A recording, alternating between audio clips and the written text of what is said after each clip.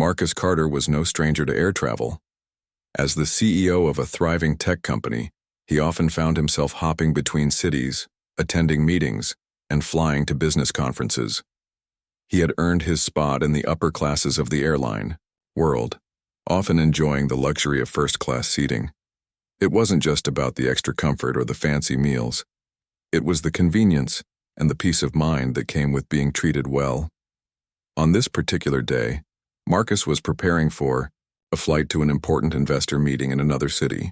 His company had been growing rapidly, and every trip he made was crucial to the future of the business. He had carefully planned his schedule to ensure that he would arrive on time, with a little extra space to relax before the meeting.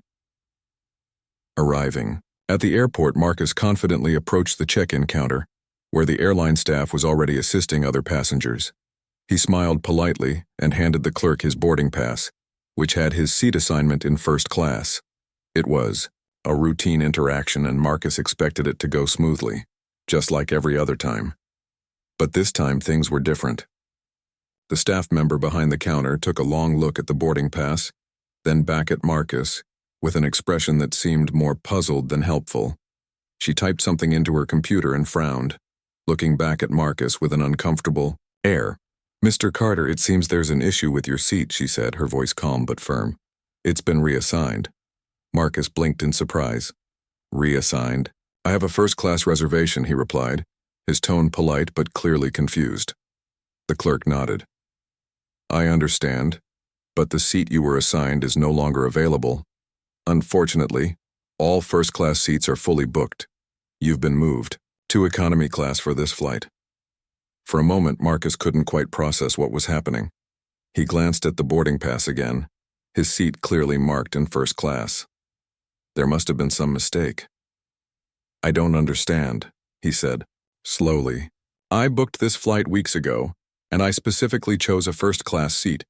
The clerk looked at him apologetically, but her tone was unwavering. "I'm sorry for the inconvenience, but there's nothing I can do at the moment. If you'd like, I can offer you an economy seat." Marcus could feel the frustration starting to build inside him. He had flown this airline for years, and this was the first time something like this had happened. It wasn't just about the comfort of first class. It was about the principle of the matter. He was a loyal customer, and he expected to be treated with respect. This felt wrong. He tried to remain calm. "Can I speak to a supervisor, please?" he asked. The clerk hesitated for a moment before pressing a button on her desk phone and requesting assistance.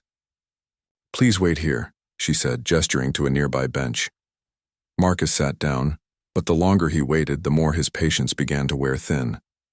He glanced around the airport, noticing the people coming and going, some of them looking in his direction. He could feel eyes on him, and he wondered if anyone else could sense that something was off. After a few minutes, the airline staff member returned with a supervisor. The supervisor, a middle-aged man with an air of authority, approached Marcus with a forced smile. "Mr. Carter, I understand there's been a problem with your seat," he began. "We're doing our best to resolve it, but I regret to inform you that all first-class seats are indeed booked on this flight." Marcus felt his frustration growing. "I don't understand how this can happen. I had a confirmed reservation in first class. I've been a loyal customer for years. This is unacceptable." The supervisor seemed to soften at that, but he still didn't offer much in the way of a solution. "I understand your frustration, Mr. Carter, I really do. But sometimes things happen that are beyond our control. We can offer you an economy seat for the flight. If you prefer, I can have a special meal brought to you, and we'll do our best to make you comfortable." Marcus shook his head, trying to keep his voice steady. "This is not just about comfort. This is about respect and basic customer service. I have a first-class ticket. I expect to be seated in first class." The supervisor's smile began to fade, and he seemed to be growing more uncomfortable. "Look, Mr. Carter, I can't offer you a first-class seat at the moment. However, we're happy to help you with anything else. If you'd like, I can give you a voucher for a future flight." Marcus stood up, shaking his head in disbelief. "A voucher for a future flight? What am I supposed to do now? I've got a meeting to attend, and I can't afford to waste time with this nonsense." He took a deep breath, trying to remain calm. but the frustration was becoming too much to handle. He glanced at the clock and realized that his window for boarding was fast closing.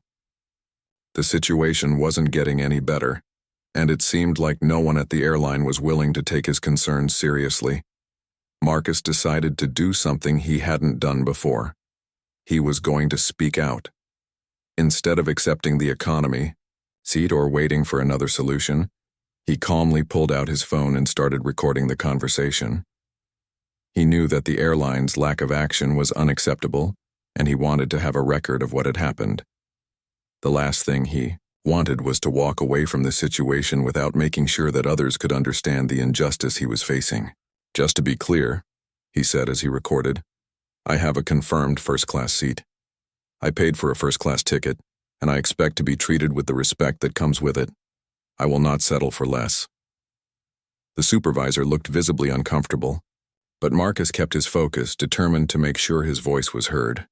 The airline's response, or lack of response, was more than just an inconvenience to him. It was a blatant disregard for his rights as a customer.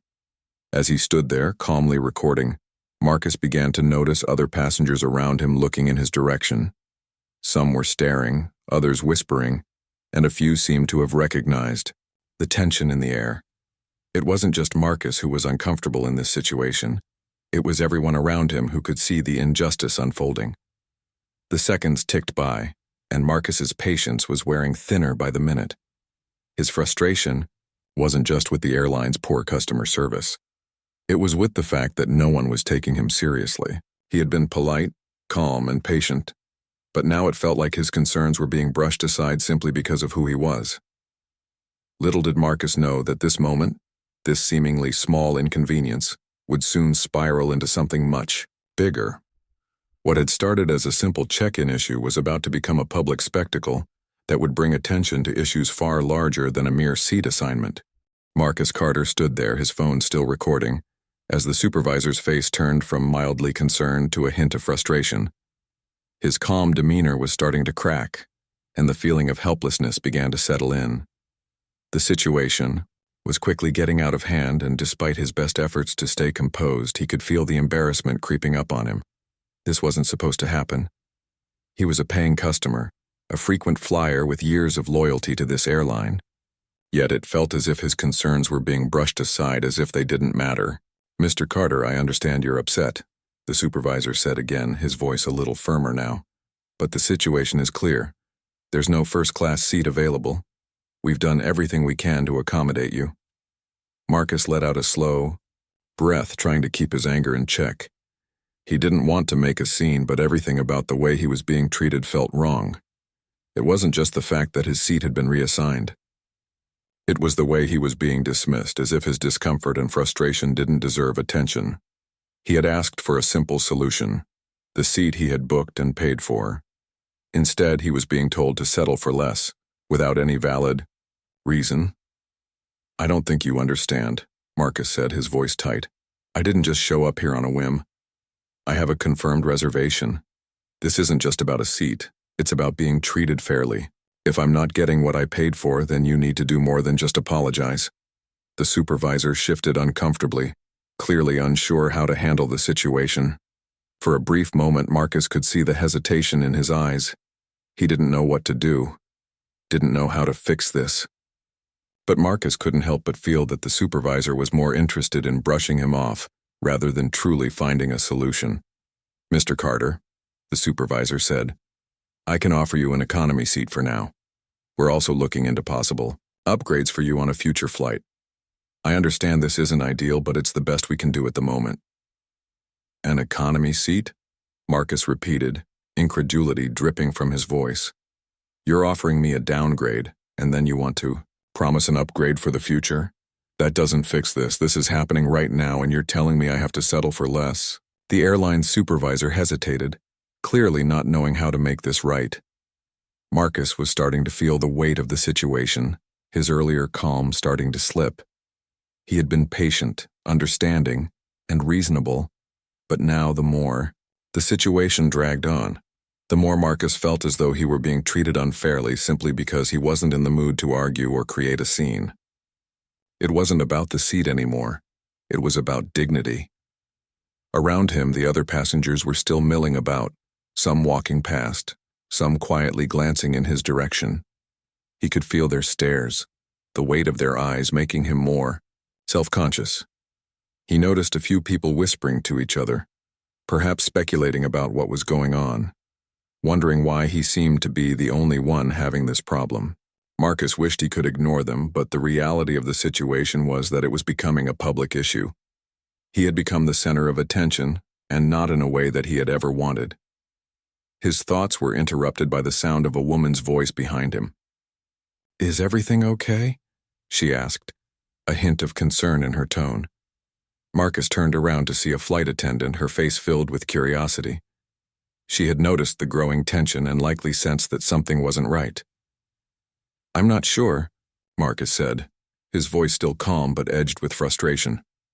"I'm being told that my first-class seat isn't available, even though I have a confirmed reservation. They're offering me an economy seat instead." The flight attendant's eyes widened in surprise, and she glanced at the supervisor. For a moment, Marcus thought she might intervene, but instead she hesitated. She gave Marcus a polite but distant smile, as though trying to keep the situation from escalating further. "I'm sorry to hear that," she said. "Let me check with my supervisor and I'll see what can be done. Please stay here for a moment." As she walked away, Marcus felt a mixture of emotions: anger, disbelief, and a growing sense of helplessness. How could this be happening? How had something so simple, just a seat on a flight, turned into such a mess? Minutes ticked by. Marcus glanced at the clock again. His window for boarding was getting smaller, and there was still no sign of a resolution. The airline staff had gone quiet, and the rest of the passengers seemed to be moving on with their travel plans. Nobody seemed to care about what was happening to him. Finally, the flight attendant returned, this time with a slightly more concerned look on her face. "I've spoken to my supervisor, and unfortunately there's still nothing we can do," she said, her tone apologetic but detached. "We are looking into it, but it seems like all our options are exhausted." Marcus stared at her, trying to keep his composure, but he couldn't help but feel the sting of humiliation. He wasn't just being denied a seat. He was being dismissed, as if he didn't matter. All he wanted was a fair resolution, a simple acknowledgement that this mistake had happened and that the airline was going to fix it. "I'm not accepting this," Marcus said firmly, the frustration in his voice clear. "I don't want to be treated like this. I'm not just some regular passenger. I'm a paying customer and I expect more." The flight attendant shifted uncomfortably, clearly unsure how to respond. Marcus could see the conflict in her eyes. She wanted to help, but she didn't know how to go up against the system that had failed him. It was clear that the airline wasn't interested in offering a real solution, and that realization hit Marcus hard. He took a deep breath and decided to make his next move. Rather than continue to wait for someone else to fix the situation, Marcus knew that he needed to make his voice heard. Pulling out his phone again, he began recording the entire interaction. It wasn't about capturing a perfect video or making the airline look bad. It was about ensuring that people knew what was happening, that they understood how he was being treated. He spoke directly into the phone's camera, his voice steady and determined. "This is Marcus Carter, a loyal customer of this airline, and I'm being treated unfairly. I have a confirmed first-class seat, and yet I've been told it's unavailable. I'm being offered an economy seat instead, and no one is willing to make this right. This is not acceptable." As he recorded, Marcus noticed the stares intensify. Some passengers were now openly watching him, and a few seemed to nod in understanding. A couple of people pulled out their phones as well, clearly realizing that something important was unfolding. The situation was no longer just about Marcus and the airline. It had become a moment that would be shared with others. For a brief second, Marcus wondered if he was overreacting, but then he remembered everything he had worked for. He was a CEO, a leader in his field. He had earned his position, his status, and his respect, and right now none of that seemed to matter. He was just another black man being brushed off by an institution that refused to acknowledge his worth. As he finished recording, Marcus felt a sense of clarity. This was more than just a seating mix-up.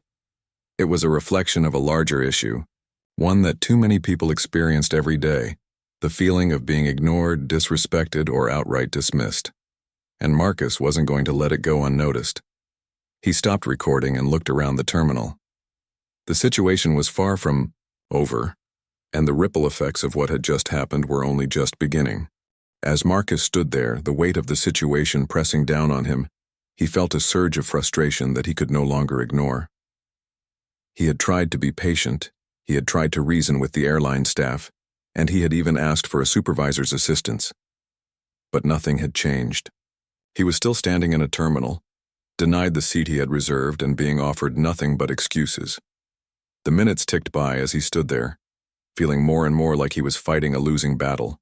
He glanced around, seeing that other passengers were continuing their own journeys, unaware or uninterested in the quiet drama unfolding around him. Marcus knew this wasn't just about him anymore. The way he was being treated, the dismissive attitude he was encountering, and the lack of accountability, this was something that needed to be addressed. He pulled out his phone once again, but this time it wasn't just to capture another exchange with the airline staff. He wasn't going to wait for them to fix the situation or offer him an apology that felt insincere. Marcus was going to take control of the narrative, even if it meant shaking things up a little.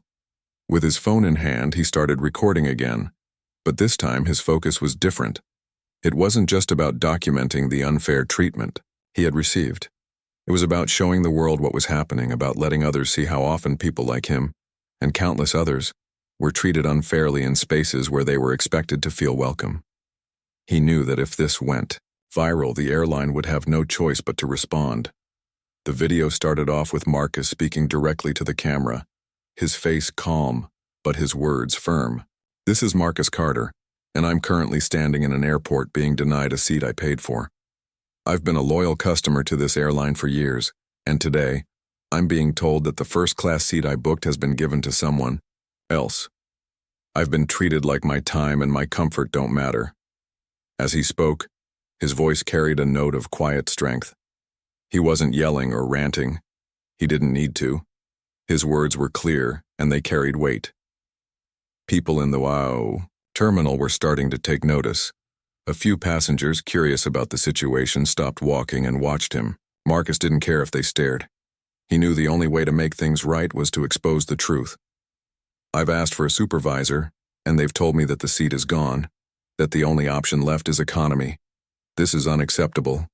I've tried to be patient. I've tried to work with them, but this isn't about just me. This is about the way people are treated when they expect to be respected. I'm here to tell you that it shouldn't have to be this hard to get what you've paid for." Marcus paused, taking a slow breath as he thought about his words. He wasn't just speaking to the airline anymore. He was speaking to anyone who would listen. Other passengers, anyone watching the video, and everyone who had ever felt the sting of being dismissed, overlooked, or taken for granted. As Marcus finished his recording, he uploaded the video to social media. Within moments, the video began to spread. At first, it was just a handful of views, but as people shared it, commented on it, and tagged others, the video gained traction. It wasn't long before it was trending, with people all over the country expressing their disbelief at the airline's treatment of a paying customer. The video was raw, unedited, and unflinching in its portrayal of what had just transpired. Marcus wasn't naive. He knew that posting the video would make the situation public, and that meant he was opening himself up to potential backlash. There were always people who would dismiss his experience, who would try to explain it away or make excuses for the airline. But Marcus was done waiting for apologies that felt empty. He was done accepting excuses. If sharing his experience could help others avoid the same treatment, then it would be worth it. Meanwhile, the staff at the airline counter had started to realize the magnitude of the situation. The supervisor had likely seen the video, and by now Marcus knew that the airline's social media team had probably been alerted as well. The calm, dismissive attitude that had defined their interactions earlier was starting to shift. But Marcus was no longer interested in the hollow apologies they might offer. He was determined to make sure the airline understood that their actions had consequences, and those consequences weren't just going to disappear because they said sorry. As the video continued to spread online, Marcus received messages from other people who had similar experiences. Some were airline customers, while others had been treated unfairly in different settings, restaurants, hotels, even grocery stores. Their stories echoed his own frustrations. He read through message after message, feeling the weight of their words and their pain. For every person who expressed their solidarity, there were others who thanked him for speaking up, for shining a light on a problem that too many had experienced but never voiced. The hashtag, #RespectTheCustomer, quickly gained momentum, with people sharing their own stories of feeling overlooked or mistreated. Marcus realized that this wasn't just about him anymore. It was about something much bigger. It was about creating a space for people to share their voices, to speak up when they felt ignored, and to demand accountability. The airline, like so many other companies, had failed to do that for him. But now the customers had their own platform. At the same time, Marcus began receiving messages of support from various groups and advocates who had long been fighting against discrimination in corporate spaces. They saw his video as an example of how businesses could easily overlook their most loyal customers, especially those from marginalized communities. Marcus wasn't the first person to experience this kind of treatment, and he likely wouldn't be the last. But what made this situation different was that Marcus wasn't staying silent. Soon enough, major news outlets began picking up the story. Headlines spread across social media. Black CEO denied first-class seat. Airline under fire. The story was everywhere. What had started as a frustrating moment at the airport had now become a rallying point for a larger conversation about customer service, respect, and racial inequality. And Marcus, without intending to, had become the face of that conversation. He wasn't sure what would happen next.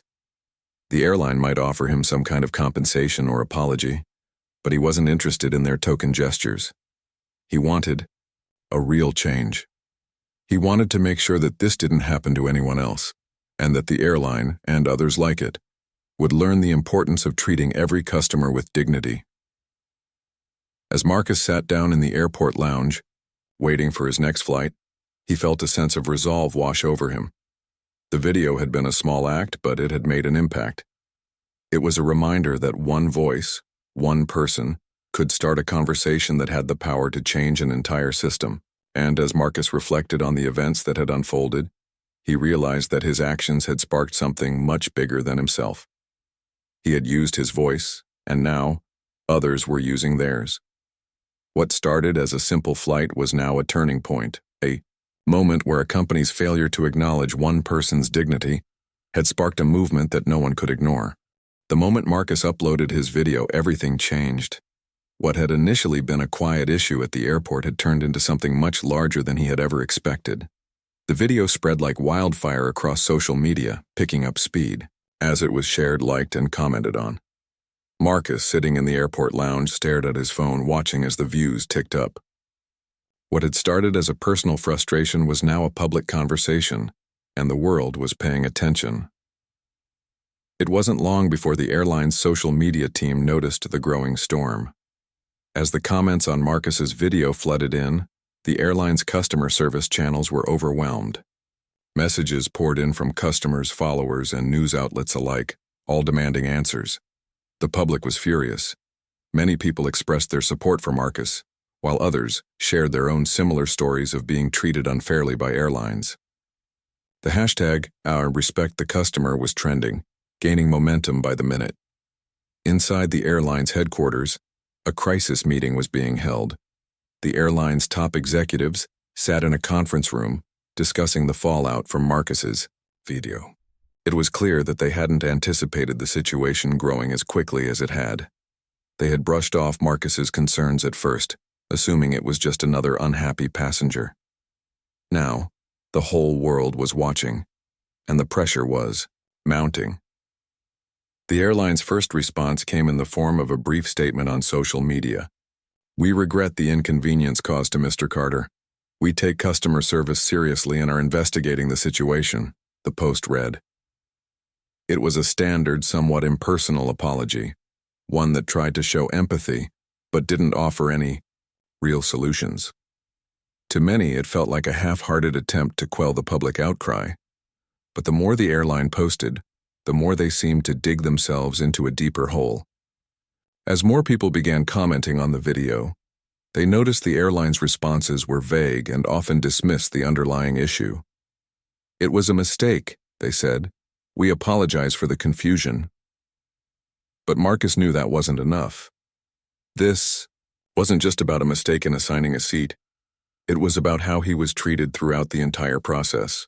It was about how he, as a paying customer, was made to feel insignificant. The next day, news outlets began reporting on the incident. It wasn't just a simple customer service issue anymore. It had become a hot topic in the media. Headlines like "CEO denied first-class seat, sparks outrage on social media," and "Airline under fire for dismissing customer concerns" were plastered across news websites. It became clear to Marcus that the story was bigger than just an inconvenience during a flight. It was now about accountability and systemic problems in customer service, and this was a conversation that needed to be had. As the media coverage grew, so did the public backlash. People were sharing their own stories of being treated unfairly by airlines, hotels, and other businesses. The conversation quickly shifted from just Marcus's personal experience to a wider discussion about how companies often ignored their customers' needs, especially when those customers were not given the respect they deserved. Many people who followed Marcus's story started pointing out that incidents like this weren't isolated. They were part of a larger pattern of behavior that needed to change. At the same time, Marcus began receiving messages from others who had similar experiences in the past. Some people told him how they had been overlooked because of their appearance, while others shared stories about being dismissed by customer service representatives in other industries. It was clear that what Marcus had experienced was not unique. Many people felt unheard and dismissed, and now they had a platform to speak up. The airline, seeing the growing media frenzy, realized they had to do more than just issue generic apologies. They needed to respond in a way that showed they were taking responsibility. Over the next few hours, they released another statement, this one longer and more detailed. It read, "We sincerely apologize for the inconvenience Mr. Carter experienced while traveling with us. We recognize that he should not have been treated in this manner, and we are committed to investigating how this situation occurred. Our customer service team will be undergoing additional training to ensure that all of our passengers are treated with the highest level of respect and care." While the apology sounded more sincere, it still lacked a true commitment to change. Marcus, who had been following the airline's responses closely, wasn't impressed. The airline had apologized, but what did that really mean? Was it just a surface-level gesture to save face, or was it a genuine attempt to address the deeper issues that had been highlighted by his video? Marcus knew that words alone weren't enough. He wanted to see real change, not just corporate jargon designed to calm the masses. In the days that followed, Marcus was contacted by several media outlets for interviews. They wanted to know more about what had happened and how he felt about the airline's response.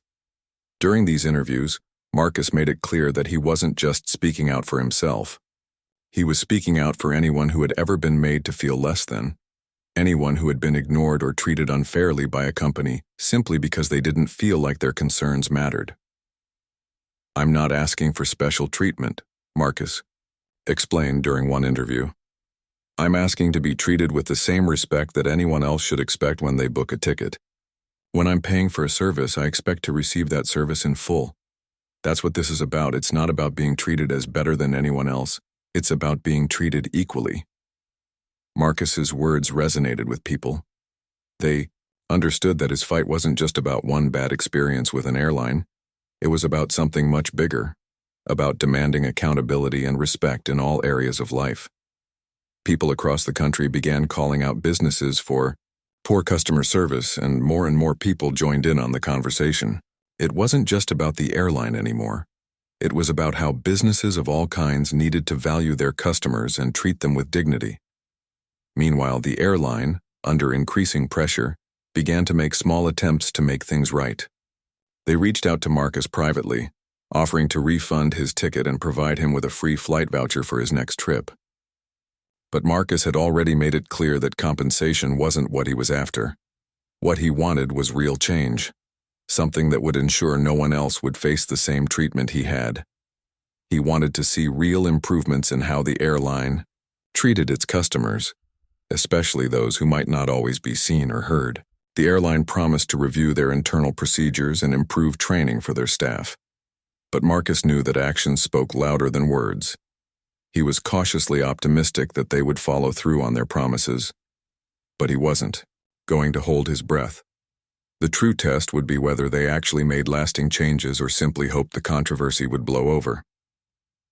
As the days passed, Marcus continued to receive support from people all over the world. His video had sparked a movement, and the conversation about customer service and respect wasn't going away anytime soon. The airline, though still facing backlash, had no choice but to reckon with the impact of their actions. Marcus knew that this battle wasn't over, but he also knew that he had started something important. He had used his voice to demand respect, and now others were using theirs. Whether the airline fully addressed the issue or not, Marcus had shown the world that one person's actions could create a ripple effect, one that could inspire change on a much larger scale.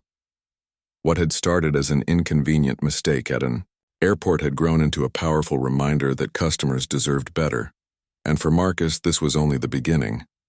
As the days went by, Marcus watched with a mix of disbelief and determination as his story continued to unfold across social media and news outlets.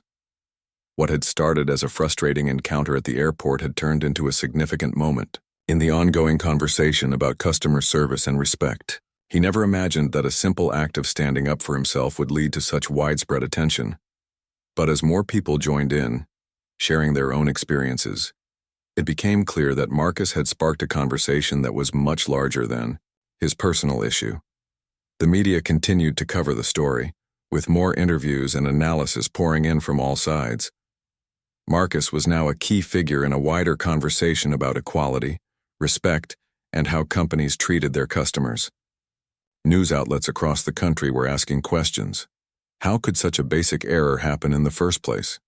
Why had the airline treated a loyal customer with such disregard? And, perhaps most importantly, what could be done to ensure that this kind of thing didn't happen again? Marcus found himself at the center of a movement he hadn't expected to start, and he realized that his actions had touched a nerve with so many people. The response was overwhelmingly positive. People were tweeting, posting on Facebook, and even writing articles in support of Marcus's stand. They didn't just feel sympathy for him, they related to his experience. They saw themselves in his story. Many had faced similar challenges, being treated poorly by businesses simply because they didn't think their concerns were important. For Marcus, this was a turning point. As the video continued to circulate, he received messages from people around the world who shared their own stories of mistreatment. There were people who had been denied seats on flights, others who had been ignored in stores or restaurants, and many who had felt unheard when they had problems with companies they trusted. It became clear that Marcus's experience wasn't an isolated incident. It was part of a larger pattern of customers being treated as though their complaints didn't matter. The growing public outrage forced the airline to rethink its strategy. Initially, their responses had been slow and impersonal, which only seemed to add fuel to the fire. They had issued vague apologies, offering nothing more than empty promises. But as the story gained more attention, the airline realized it had to do more than just apologize. It had to show that it understood the gravity of the situation. The airline's CEO, under increasing pressure, made a public statement. This time it wasn't a generic apology. It was a more thoughtful, sincere response that acknowledged the airline's failure to meet Marcus's expectations. "We deeply regret the treatment Mr. Carter received," the statement read. "Our customers are our priority, and we have clearly failed him in this instance. We are taking immediate steps to address the issues he raised, including a full review of our customer service policies and enhanced training for our staff." Although Marcus appreciated the apology, he remained cautious. He had heard these kinds of promises before. Companies often vowed to improve, only to fall short once the public's attention moved elsewhere.